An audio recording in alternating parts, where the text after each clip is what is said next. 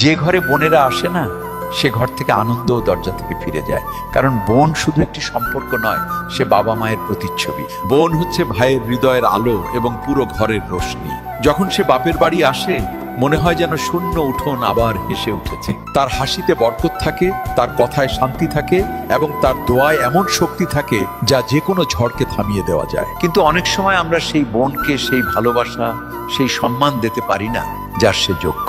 কখনো স্ত্রীর কথায় বা সমাজের ভয়ে, কখনো নিজের অহংকারে ডুবে আমরা তাকে অবহেলা করি। বোন কিছুই বলে না, শুধু চুপচাপ সহ্য করে। কিন্তু যখন বোনের হৃদয় ভাঙে, তখন তার নীরবতা সেই ঘরের দেয়ালে ধাক্কা খায় এবং ধীরে ধীরে সেই ঘরও শূন্য হয়ে যায়। যদি আপনার সাথেও এমন কিছু হয়ে থাকে, তবে আজই হৃদয় থেকে পুরনো অভিযোগগুলোকে একটি পুরনো মুদ্রার মতো দূরে ফেলে দিন। আপনার বোনকে আবার আপনার হৃদয়ে জায়গা দিন। তারপর দেখবেন ৩-৪ মাসেরই মধ্যেই আপনার ঘর আবার ভেসে উঠবে, সমস্ত আনন্দ ফিরে আসবে এবং আপনার হৃদয়ও শান্তি পাবে। একবার চেষ্টা করেই দেখুন, বোনের ভালোবাসায় সৃষ্টিকর্তার রহমত লুকিয়ে থাকে।